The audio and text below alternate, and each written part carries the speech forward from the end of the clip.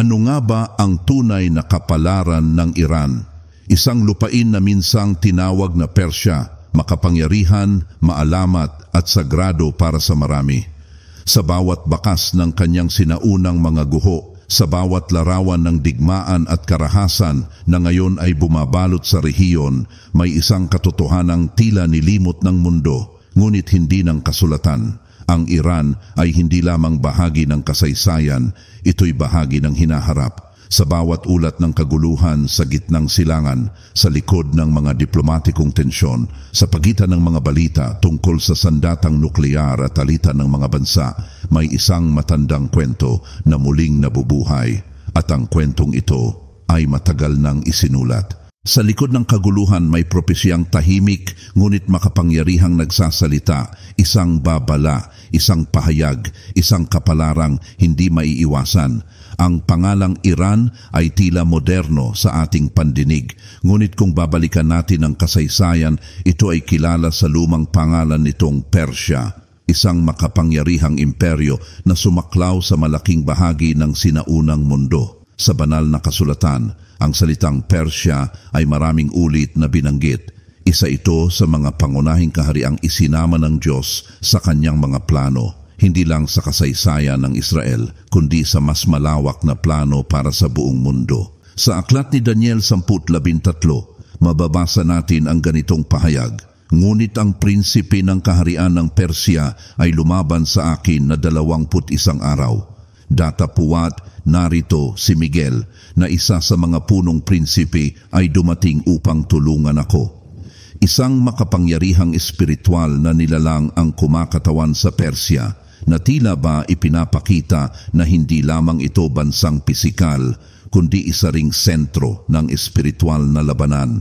Sa Ezekiel 38:5 muling binanggit ang Persya, ngunit ngayon ay sa isang konteksto ng darating na digmaan. Kasama nila ang Persya, Ethiopia at Libya na may kalasag at turbante. Silang lahat ay kasama sa hukbo. Dito, ang Persya ay isa sa mga bansang magsasanib puwersa sa isang napakalaking labanan laban sa Israel. Hindi ito katang-isip, ito ay isang propesiyang nakatala, isang babala na tila unti-unting nagkakaroon ng anyo sa ating panahon. Ngunit bakit nga ba mahalaga ang Persya sa mga hula ng Biblia? Sapagkat ang Persya o ang makabagong Iran ay palaging nasa gitna ng mga espiritual na kwento mula sa pagiging kasangkapan ng Diyos sa paglaya ng Israel hanggang sa pagiging bahagi ng mga kalabang bansa sa mga huling araw. Isa itong simbolo ng kapangyarihan ng pagsubok at ng pagbagsak sa harap ng kalooban ng Diyos. Hindi kailanman binaliwala ng Biblia ang papel ng Persya. At sa ating paglalakbay sa mga pahina ng propesya, muli nating matutunghayan kung paanong ang isang sinaunang imperyo ay muling sumisikat bilang bahagi ng katuparan ng mga huling araw. Upang lubos nating maunawaan ang kahalagahan ng Iran o Persya sa propetikong kasaysayan ng Biblia, kailangang balikan natin ang panahon ng pagkakatapon ng mga Hudyo sa Babylonia. Isang panahon ng matinding lungkot at pagkalugmok para sa bayan ng Diyos, nang sila'y ilayo sa kanilang sariling lupa at mawalan ng templo, identidad at pag-asa. Ngunit sa gitna ng kadilimang ito, isang hindi inaasahang pag-asa ang sumikat mula mismo sa Persya. Sa kasaysayan ng Biblia, isang makapangyarihang hari ng Persya ang binanggit bilang pinili ng Diyos, si Haring Cyrus the Great. Sa Isaias 45:1, ganito ang sinabi ng Diyos. Ganito ang sabi ng Panginoon sa kanyang pinahiran kay Cyrus na iningatan ko sa kaniyang kanang kamay upang lumupig ng mga bansa sa harap niya. Si Cyrus, isang paganong hari, hindi Israelita, ay ginamit ng Diyos upang tuparin ang kanyang layunin. Siya ang naglabas ng utos upang palayain ang mga Hudyo mula sa pagkakatapon at payagang muling itayo ang templo sa Jerusalem. Isang tagpo na tila imposibleng mangyari, ngunit ipinakita nito na kahit ang mga makapangyarihang bansa sa mundo ay nasa ilalim pa rin ng soberanya ng Diyos. Sa panahon din ng Persya, lumitaw ang kwento ni Reyna Esther, isang Hudyo na naging asawa ng hari ng Persya, si Haring Ahasuero. Sa pamamagitan ni Esther, naligtas ang buong lahi ng mga Hudyo mula sa isang planong paglipol. Sa Esther 414, isang makapangyarihang tanong ang ibinulong kay Esther. At sino ang nakakaalam kung ikaw ay naging reyna para sa panahong tulad nito? Ang Persya sa panahong ito ay hindi kaaway, bagkus ay naging daluyan ng proteksyon, pagliligtas at katuparan ng pangako ng Diyos sa kanyang bayan. Hindi maikakaila, ang Persya ay minsang ginamit ng Diyos bilang instrumento ng awa, hindi ng galit. Sa kasaysayan ng Biblia, ito ay isang magandang paalala na ang plano ng Diyos ay hindi kailanman nalilimitahan sa isang bansa o relihiyon, kundi umaabot maging sa mga makapangyarihang imperyo upang maisakatuparan ang kanyang layunin. Ang Iran ng lumang panahon, ang Persya, ay isang patunay na kahit sa mga panahon ng kaguluhan, may mga pinuno at kahariang maaaring gamitin ng Diyos para sa ikabubuti ng kanyang bayan. Ngayon, dalhin natin ang ating pagtingin hindi sa nakaraan, kundi sa darating pa lang, isang panahon na inilarawan ng Biblia bilang puno ng kaguluhan at pandaigdigang labanan. Sa gitna ng mga propesiya hinggil sa mga huling araw, isang pangalan ang muling lumilitaw, ang Persya, ang Iran. Sa aklat ni Ezekiel, Kabanata 38, inihayag ang isang malawakang digmaan na tinawag ng mga iskolar bilang ang digmaan ng Gog at Magog.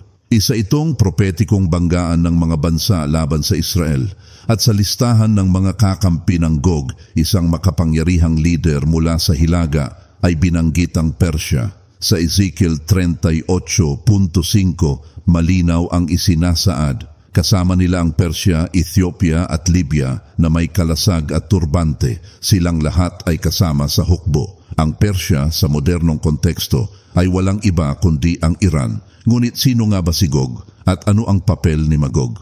Maraming iskolar ang naniniwalang ang Gog ay simbolo ng isang leader mula sa malayong hilaga ng Israel, karaniwang inuugnay sa Russia, na magsasanib puwersa kasama ang Turkey, Iran at iba pang bansang Islamiko sa isang makapangyarihang alyansa upang lusubin ang Israel. Isang alyansang hindi lamang pampolitika kundi espiritual. Isa itong banggaan ng mga ideolohiya ng mga pananampalataya at ng matinding galit sa bayan ng Diyos. At kung titingnan natin ang kasalukuyang mga pangyayari, tila ba unti-unti nang nahuhubog ang eksenang ito. Ang Iran ay may lumalalim na relasyon sa Rusya, isang alyansang lumalakas sa harap ng pandaigdigang tensyon. Kapwa sila kontra sa impluensya ng kanluran at pareho ring tumutol sa karapatan ng Israel sa lupang pangako. Hindi ito aksidente, ito'y tila anino ng propesya na humahabol sa ating panahon. Gayon din ang Turkey, isang bansang nasa pagitan ng Europa at gitnang silangan, ay tila nagiging tulay ng mga interesang pampolitika at panrelihiyon na pabor sa mga kilusang laban sa Israel. Hindi natin maaaring ipagkaila ang mga alyansa ng ating panahon ay kahawig ng mga pangalan sa Ezekiel. At ang Iran, ang Persya ng lumang panahon, ay hindi lamang tagamasid sa gilid ng digmaan, kundi isa sa mga pangunahing puwersang maglalakad patungong propetikong banggaan. Ito ba'y simpleng pagkakatugma o ito'y isang babalang nararapat nating pag-isipan? Sa patuloy na pag-init ng tensyon sa rehiyong ito, mas lalong nagiging malinaw. Ang kasalukuyang geopolitics ay hindi lamang kwento ng tao, ito'y pag-usad ng propesiya. Sa gitna ng mga pangalang binanggit sa Ezekiel 38, isang kapalaran ang malinaw na inihula para sa mga bansang magtatangkang salakayin ng Israel. At kabilang dito ang Persya, ang makabagong Iran. Ayon sa banal na kasulatan, ang alyansa ni Gog at ng kanyang mga kakampi ay hindi magtatagumpay. Hindi dahil sa kakulangan sa sandata o sa estratehiya, kundi dahil sa isang bagay na hindi nila kayang sukatin, ang kapangyarihan ng Diyos na buhay. Sa Ezekiel 38:18 hanggang 19, mababasa natin ang matinding pahayag at mangyayari. Sa araw na si Gog ay darating laban sa lupain ng Israel, ang aking matinding galit ay aakyat sa aking mukha. Magkakaroon ng malakas na lindol sa lupain ng Israel. Mula rito, isang malawakang kaguluhan ang susunod, lindol, sakuna, pagkalito sa kampo ng mga kalaban at pagkawasak ng kanilang mga hukbo. Hindi ito magiging isang karaniwang digmaan. Ito ay magiging isang paghahayag ng soberenya ng Diyos sa lahat ng bansa. Ang Iran bilang bahagi ng alyansa ay hindi itatangi. Ang kanyang kapangyarihan ay ibabagsak. Ang kanyang plano ay mabibigo. Sapagkat ang digmaang ito ay hindi laban lamang sa Israel. Ito ay digmaan laban sa kalooban ng Diyos. At sa huli, ayon sa Ezekiel 39:7, ganito ang sabi ng Panginoon, "At ipapakilala ko ang aking banal na pangalan sa gitna ng aking bayang Israel, at hindi ko nahahayaan pang lapastanganin ang aking banal na pangalan, at malalaman ng mga bansa na ako ang Panginoon ang banal sa Israel." Ang pagkatalo ng mga kalaban ay hindi lang simpleng militar na kabiguan. Ito ay magiging isang pandaigdigang patotoo.